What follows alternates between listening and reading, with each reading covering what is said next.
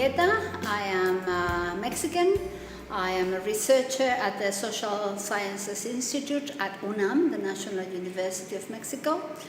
I have a degree in applied mathematics and I did my PhD in the United States in system sciences. I teach at the School of Engineering in Mexico, so it means that I am an advocate of multidisciplinary research, and that's the way I approach gender issues in my common research. I was appointed Dean of the School of Distance Learning at the university 4 years ago, and I was also elected Vice President of the Mexican Mathematical Society.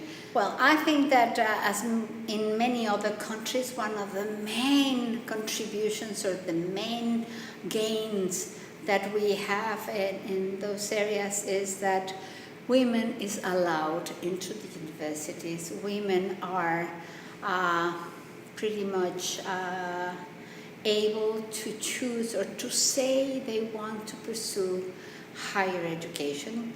Before it wasn't that easy, now it is becoming a natural thing. And I guess we have to do a little bit more into getting women into the hard sciences, mathematics, physics, some branches of engineering. But I guess eventually we are approaching that moment in time where we will have more women interested in pursuing higher education degrees in these STEM disciplines. That's one of the progress. Another progress is regarding with professors. Professors are also women professors are more accepted into peer review committees. They are becoming very, very slowly, but they're becoming to be recognized as peers to their male colleagues in terms of committees or commissions dedicated to evaluation of their own productivity, of their own accomplishments, but also those commissions in charge of giving out prizes. So if we keep on putting an eye or watching the presence of women in these committees, in these activities, I think that the chances are a lot greater, much greater for the rest of the younger women to be there, to become part of this sort of decision-making bodies.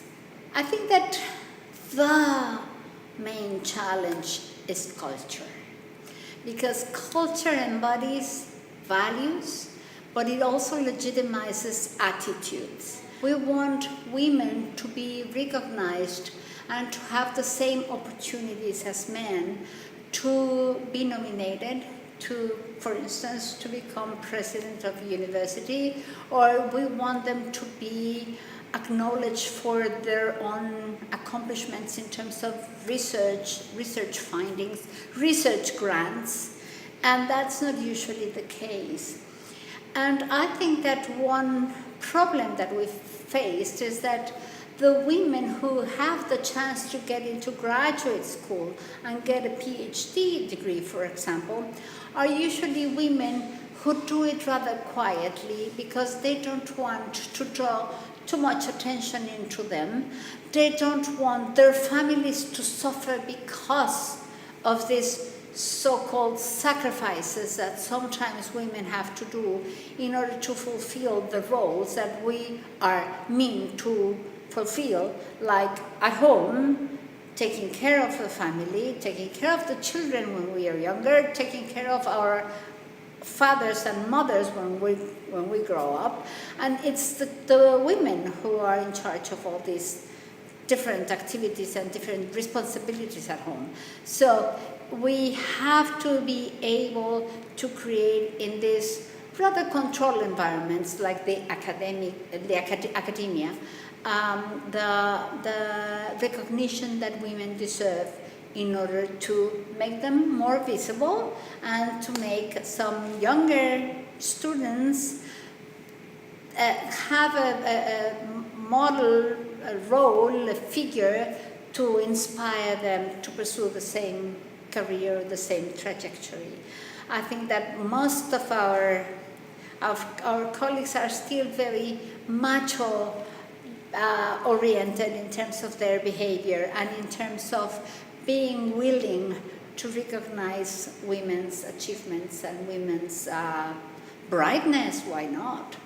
Well, by 2030, I think that we are going to be witnessing a major change, which is that harassment is going to be totally erased from the university life. I think that we have struggled enough. We have legitimized our point and our stand and the place where we stand to reject all sorts of abuse, all sorts of harassment, and all sorts of sexual violence. Now it's pretty much generally criticized, and it's there is a word for it. It is criminalized, which is very, very good. So one thing for a female student to feel free in the campus life is knowing that she is not going to be harassed or in a situation of violence or sexual violence with a professor, with a male professor, with her classmates, or with any other worker in the university environment. I think that's a big achievement, and I really want to stress the importance of it.